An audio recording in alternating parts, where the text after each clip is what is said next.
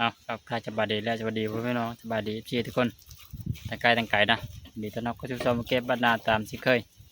ว่าสิไปขึ้นมาเกาะอยู่ตรงให้ตรงหน้าเลยทุกคนเลยตอนนี้มาหอดชมต้นเรานี่ไปกับชาวชน2 คน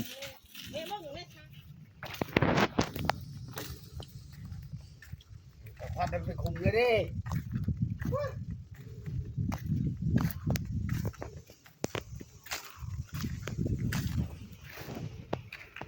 ทุกคนมาจากห้างเพื่อจะเชี่ยวอยู่เห็นมาเบิ่งก่อนเหลือนะกาแฟชุกชัยเบิ่งเช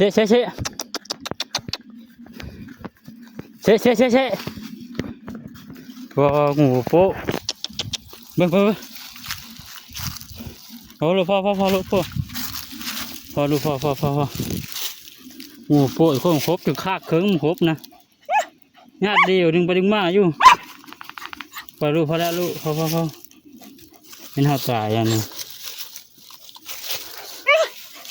พอเบิ่งใ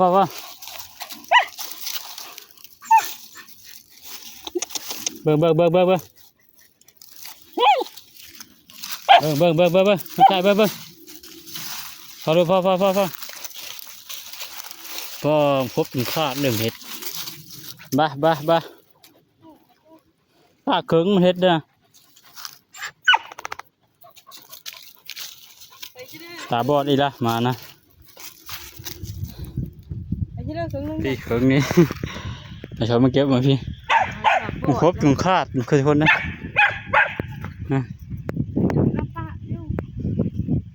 งูโปตัวใหญ่ไปเลยตัวนี้นะน่าจะ2 ตัวญาติเดียวเขาเบิ่งนะตัวนั้นกันโอ้ยมาขึ้นมาก็เป็นราคาใช่ไหมเป็นราคาอยู่มาห้าวผลบางมักกินงูครบคาครึ่งโอ้โหเปิดก็ไม่ย่านเนาะน่าจะว่าหน้าตาบอดเราตาตูบเลยมาส่งแล้วในเบิ้งจะมีท่านทำคาดมาละน้ำละเจออยู่มาเนาะน่าไปห้ามคิวปะยามพูดเจอคนลายจะตามัน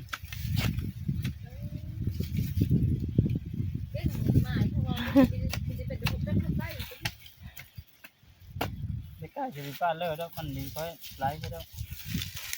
มีครบเป็ดไก่ปะ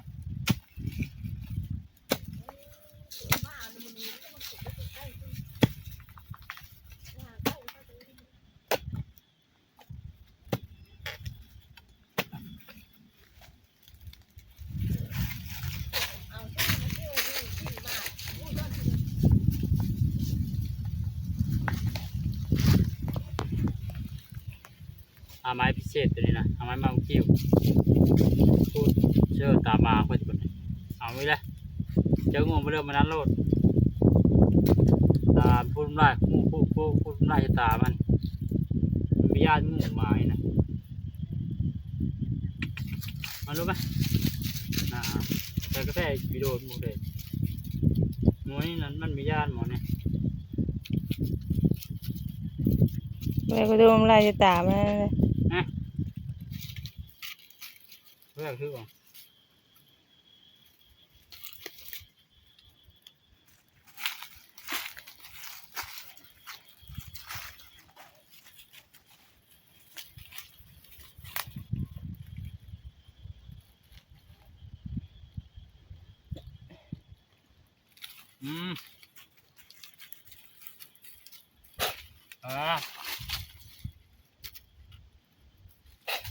เอาไปขอบใจ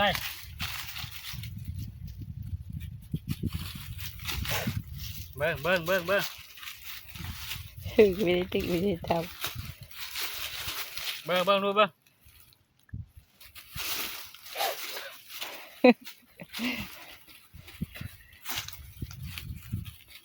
เจ็บแน่รอบนี้มันมีเคยย่ำเยอะที่ก่อนเนี่ยจะเป็นตัวเด้อเพิ่งตาดูป่ะ ตามันนะข้างหนึงนะมันลาบข้างนี้มันมืดข้างนี้แต่ก็พูดมันได้ใช่ไหมล่ะน่าจะดีไว้อยู่สำหรับงูก็รอดเนี่ยนะถ้าเจอกับมันนะ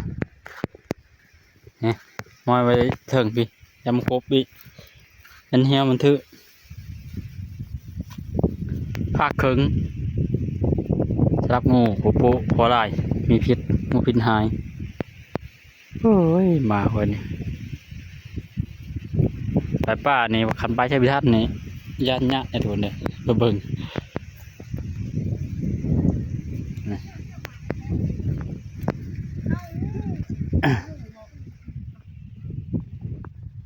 ถ้าทางจะไม่แห้งดีกว่าเด้อกับเจ็บตาเนี่ยมาก็ได้อ่ะทุกคนเมื่อกี้นี้ไปเอานะไปเอางูมาแล้วมาก็เจ็บนักพอสมควรเดี๋ยวจะขึ้นเอามาเกาะก่อนเอามาเกาะเมื่อขายผมมีเงินแห้งจนแห้งจนอัพจนแห้งมามันก็เขาสอนอย่างนี้นะมาวัดลงมาไล่งูก็พักครึ่งมันเฮ็ดนะโอ้ชุดยอดลายมาคนนี้แต่ก็มีความเสี่ยงเป็นช่วงลายกลับมานะงูกลับมานะถ้าเป็นเจองูจงอางนี้คือจียะเนี่ยรอดยะแต่ว่าดีเจองูปุแต่กระตาตูบตั้งช่องตั้งช่องโตโอ้ยอ่ะทุกคนเดี๋ยวขึ้นนำมันก็กันได้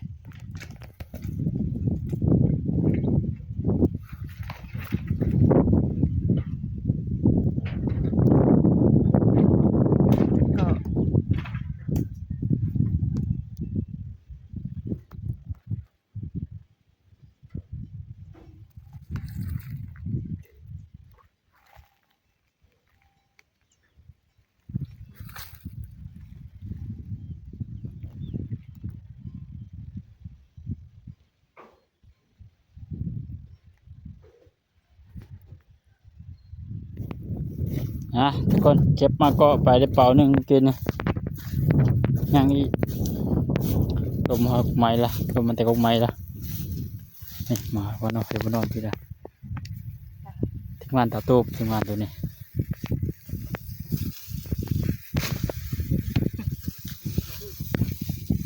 ใกล้ๆจะดูตานะดับอยู่ตาเคือเลยเฮ้ยตัวนี้นักตัวนี้นะตัวนักก็เบาล่าจนคาดเคิงงูกันเลยเดี๋ยวมาชมนี่มีเงินแห้งละเอาผ้าจะชดมาเก็บมาก็มาขาย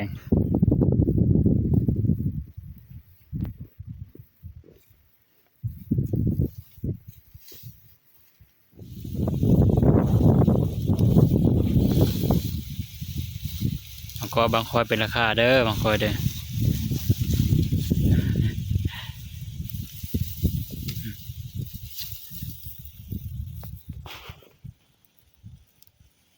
ใหญ่เนาะ อืม ดูตัวโชว์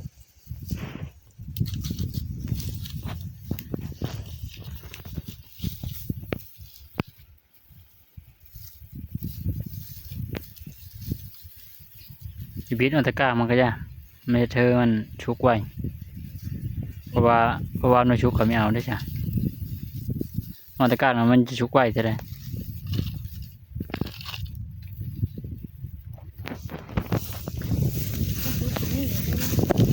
ไม่ชุกเนี้ยเอากะ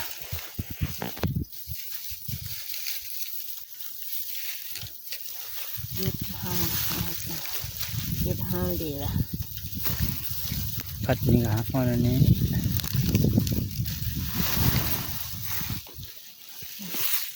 นี่ผมจะไปเชื่อกับตาโลด เยอะกว่าวีลายไปเลย ชื่อนี่ชื่อกับตาโลด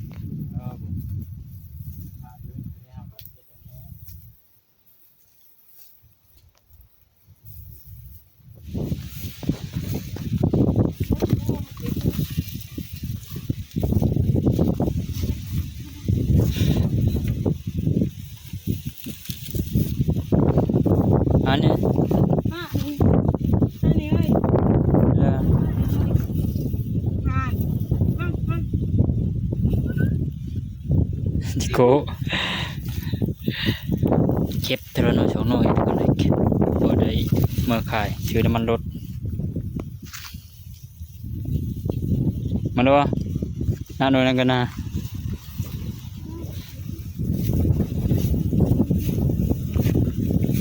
หน่วยใหญ่เดี๋ยวมาเกาะจักมาเกาะไปแล้วผมเกาะแก้วกับยีแม่หน่วยมันใหญ่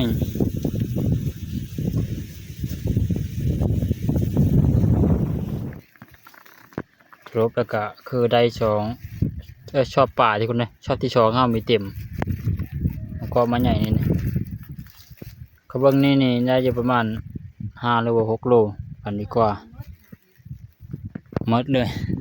นี่ครบมันนะไก่ไม้ขึ้นไปโอ้ถึงพุ่นละอยากจนหมดมันมีดกมันเทมันลดมันตามพื้นนี่มันเราเขาว่านะปกติตะเก้านะดกต่อค่อยมาเอามีทันผมพากินรอดมัด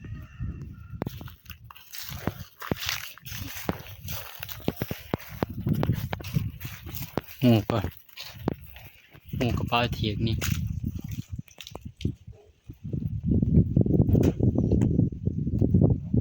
เรือมาค่อยครบ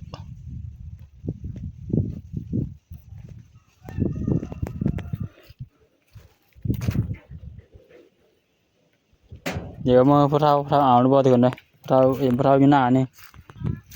บางทีประจำเพิ่นเยอะเดี๋ยวเอาแล้วละมาเกาะกันเลยเดี๋ยวละเมื่อกับจะโซนปลาที่โซนเขาเมื่อปลาเวลาเถียงปุ๊บไม้นั่นคือมาตุยมาเกาะ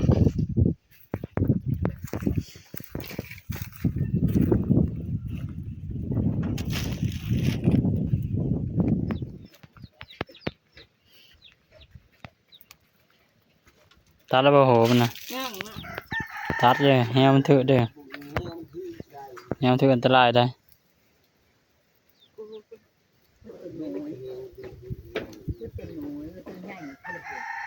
มันได้ ครบขาดครึ่งหรอเลิกเลยมานี่ มาเอามาไม่อ่อนใจนี่จะหายก็ยิงเงินฟ้าโตอยู่ไปนั่นเขาจะได้กินโยนเว้นไปมาไปห้องโจมคือทาเกน ขึ้นไหมเล่นได้ขึ้นไหวเท่าไร โอ้ถือขันล่างแล้วก็ควักมาแล้วขึ้นไม้เจ้าเร็วหาไปเห็นเฮ้ยมานะเฮาเด้อมันโตล้นโตลงเจ้าโดดเถอะแกว่าพ่นเข้าน้ำมาไปแล้วลักษณะมันกับเจ้าเจ้ามาไม่รู้อ้วนนี่เพิ่นมาไปไม่ชามนั่นตามตัวประคังเทียนพายหันปลาขี้ปลาหันทำไมไม่ย้อนไปนำโคก มาค่อยไปจะได้งูมูชีวิงมักขึ้นไม้งาอยู่ชีวิงเนี่ย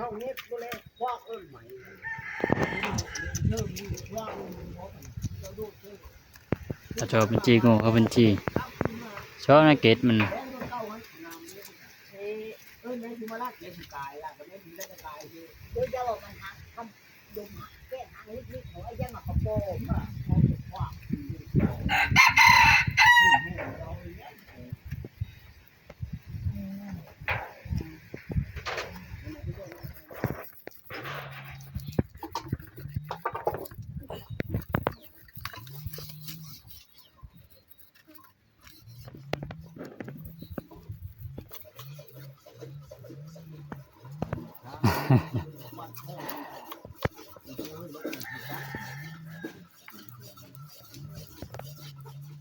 เป็นนายแหวไปนั่นเลย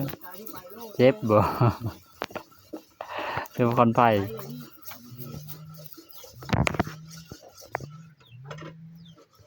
ตัวมันใหญ่ไปเลยเนาะตัวน้อยแล้วมันยังคาขึงนะเยอะมาตัวใหญ่ก็เยอะมาอยู่ดีจะมามันเรียนไม่เคยครบเบิกมันนกดูกระหักมัด เป็นญาติอู้เจอ นั่นดูป่ะยังโอ้เห่า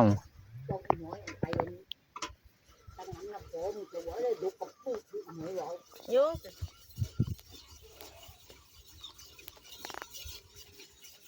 กี่ก่อน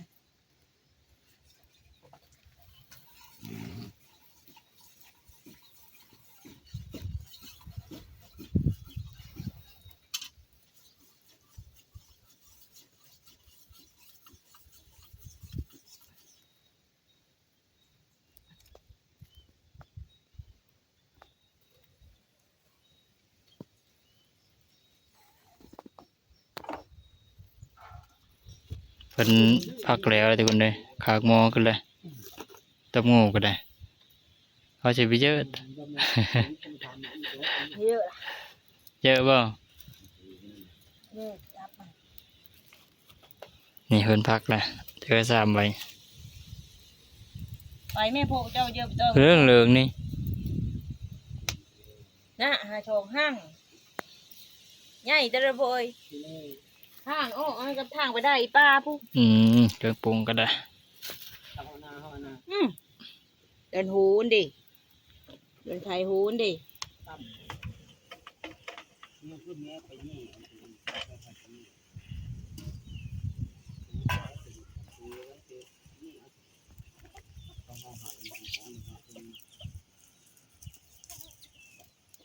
เพื่อนจะเอามาชมพูตรง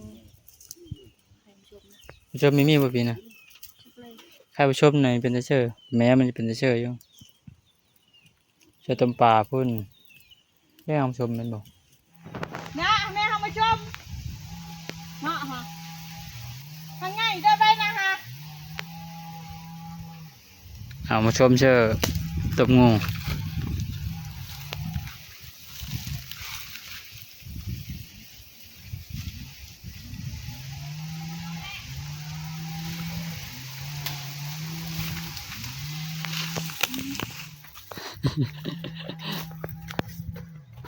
เล่นเพื่อปิดตัวงดตา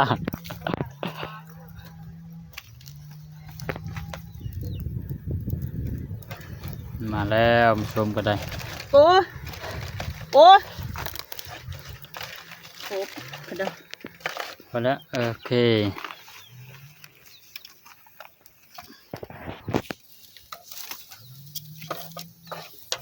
ตบงูเชิมชม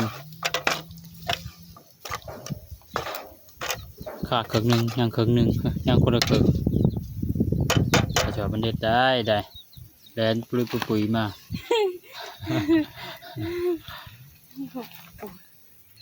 สุกเลย ยัง บา มา ดนี่ ไผ่มาลุ้น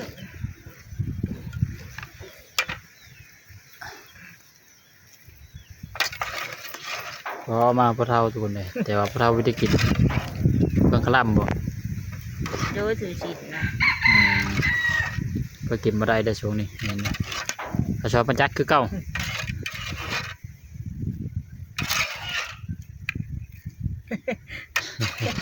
มี นี่ เยอะ ครับ กินข้าว นี่ข้าวแห้งบ่ เยอะปะ ไปเอาขึ้นห้างมานี่ทุกคนเลยเข้ากินน้ำเดียวมาเด้อมากินอยู่เฮิร์นพี่ทุกคนเลยเสร็จแล้วก็ได้จะมาต้มมากินแต่เฮิร์นแรกว่าเอางูเพื่อพระเท่าบ่กินนี่มกปลาเนี่ย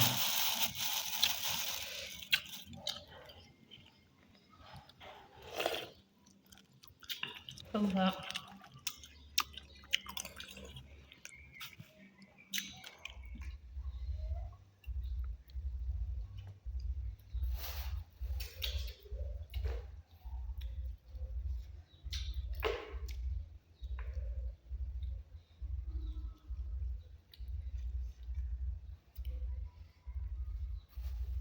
เพื่อปลาเนี่ย โอ้ตุกใหญ่เลย มา เยอะ ว่าแต่ว่า มาบ้านเพื่อ จ้า มาทำมกลงมันนะ นี่เหรอ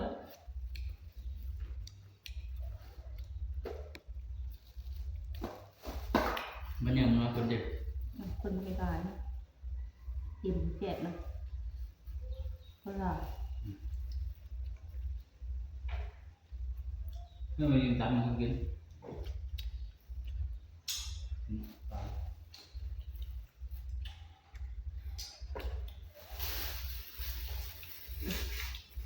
ยางปลา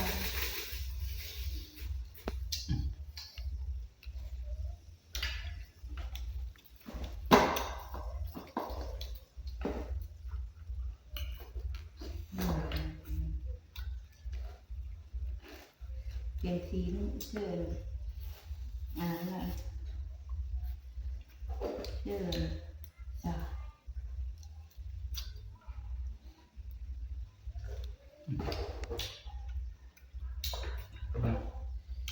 เ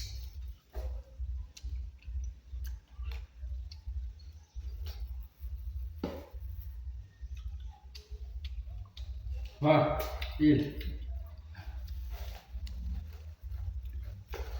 ทุกคนเดี๋ยวขอลาบาจากลงบนนี้เลยก็ได้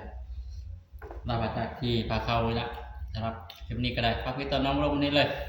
ผมมั่นใจไปย่องอะไรจีทุกคนทุกท่านมีกิจกรรมชมพอวันนี้เก็บหน้าทุกคนจะมีลาไปก่อนไปดี